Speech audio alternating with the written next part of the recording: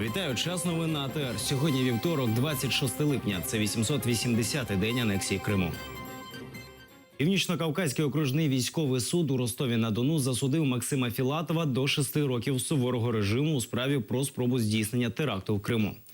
За версією російського слідства, Філатов з метою дестабілізації міжнаціональних відносин у квітні 2014 року підпалив будівлю у мечеті Чукучра у Сімферополі, а у серпні того ж року намагався вчинити терористичний акт біля будівлі прокуратури Республіки Крим. Російський прокурор Криму Наталія Поклонська направила звинувачення проти Філатова в Ростовський військовий суд на початку червня 2016 року. Суд по апеляції на заборону мітингу 18 травня перенесли на 5 вересня. Засідання мало відбутися сьогодні, але суддя Терентьєва захворіла. Голова Перекопського регіонального меджлісу Санія Аметова подала апеляцію на рішення Перекопського окупаційного районного суду від 17 травня цього року про заборону проведення масових зборів біля пам'ятника жертвам депортації у селі Воїнка. Минулого року Санія Аметову оштрафували на 10 тисяч рублів за організацію мітингу 18 травня. Лідер кримсько-татарського народу Мустафа Джемілєв написав листа президентові Туреччини Реджеп Таїпу Ердогану. В своєму зверненні Джемілєв засудив спробу державного перевороту. Лідер кримських татар підкреслив мужність турецького народу у боротьбі із заколотом та висловив співчуття близьким загиблих у результаті протистоянь.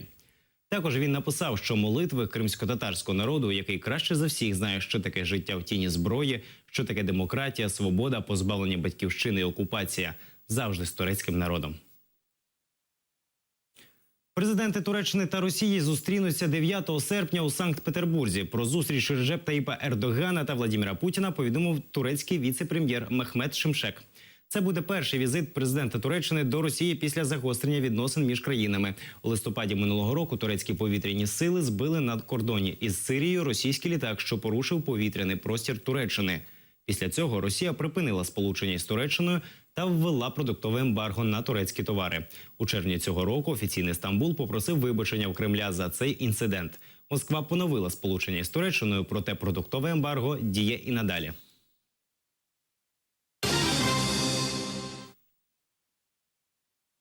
Французький сенатор відмовився їхати в анексований Крим. Про це розповів голова Комітету Держдуми Росії у справах країн СНД євразійської інтеграції і зв'язків із співвітчизниками Леонід Слуцький. Спочатку планувалося, що у складі делегації на чолі із депутатом національних зборів Франції Т'єрі Маріані буде 12 людей. Проте в останній момент один з сенаторів відмовився від участі, пославшись на сімейні обставини.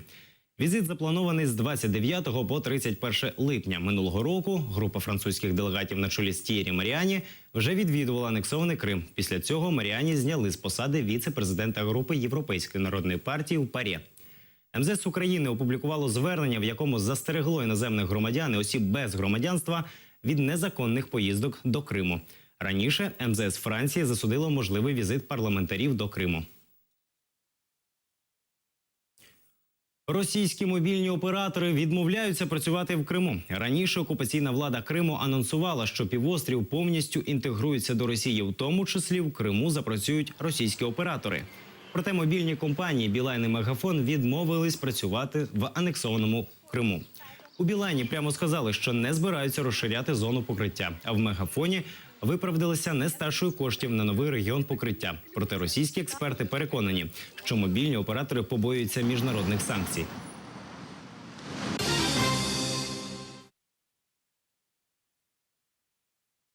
У Криму військова техніка все частіше стає причиною ДТП. На трасі Сімферополь-Феодосія колона військової техніки паралізувала рух транспорту і спричинила аварію. Автомобіль і мікроавтобус не роз'їхалися через те, що одна із смуг руху була перекрита для військової колони.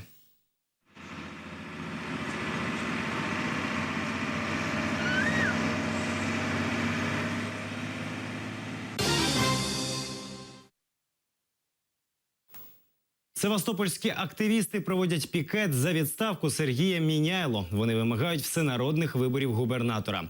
Волонтери в наметах, розташованих по всьому місту, роздають городянам друковану продукцію. У газетах і листівках активісти оповідають про провальну діяльність Міняйло на посаді губернатора. Також городянам пропонують підписати звернення до президента Росії Владимира Путіна з проханням забезпечити севастопольцям право на прямі всенародні вибори глави регіону.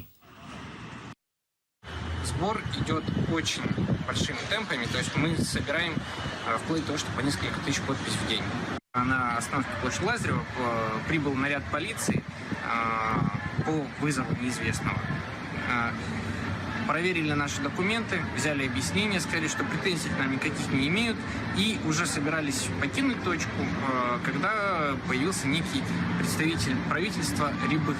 И, собственно, он принес какую-то ксерокопию какого-то неизвестного отказа, то есть отксерокопированная бумажка, подписанная 21 числом. На основании нее требовал, чтобы мы покинули место проведения пикета.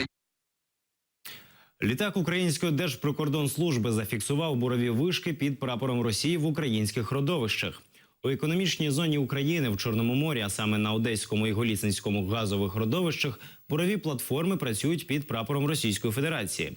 Це може свідчити про продовження незаконної розвідки і розробки та експлуатації природних ресурсів без дозволу компетентних органів України.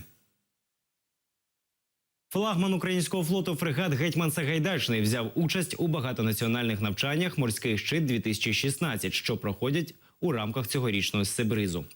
Головним елементом тренувань стали протичовнові дії та пошук підводних човнів противника. Окрім цього, відпрацьовувалися тактичні маневрування та супроводження важливого вантажу.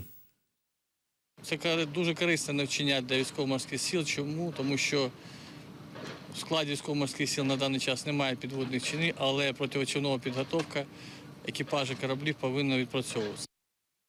Аби уникнути терактів, МВС заблокувало прохід віруючих до Києва. Київська поліція виявила на шляху Хресної ходи заклади з гранатами і муляжі вибухових пристроїв. Про це повідомив на своїй сторінці у Фейсбук міністр внутрішніх справ України Арсен Аваков. Хресна хода, організована Православною церквою Московського патріархату, вже на підході до столиці.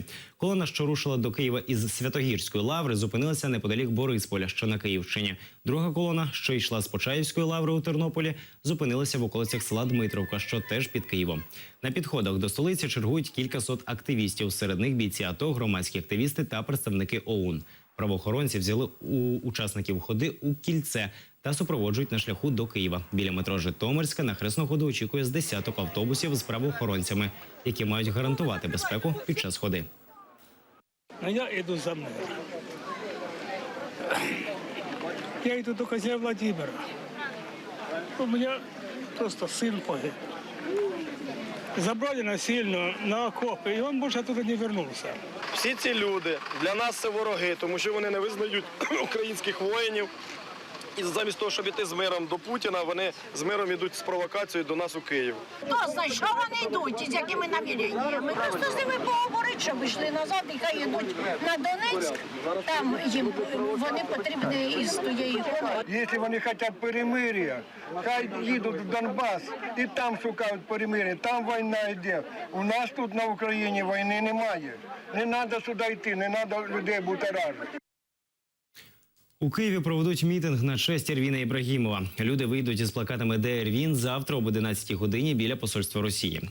Під час акції виступатимуть координатор громадської організації «Кримсос» Таміла Ташева, політв'язень Геннадій Афанасьєв та представники меджлісу кримсько-татарського народу. Члени координаційного комітету Всесвітнього конгресу кримських татар Ервіна Ібрагімова викрили 25 травня. Люди у формі російського ДПС. З того часу про Ібрагімова нічого не відомо.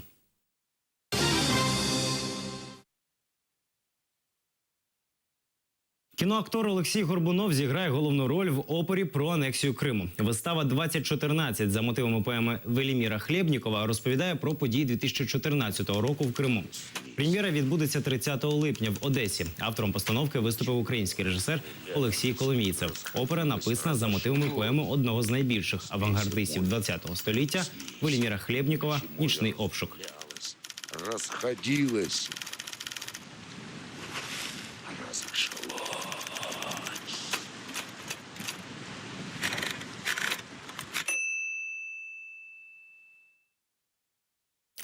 Наразі це всі новини. Дивіться випуск «Заман» о 19:30 з Ельдаром Курцаїтовим та дізнавайтеся більше. Будьте з ЕТР. До побачення.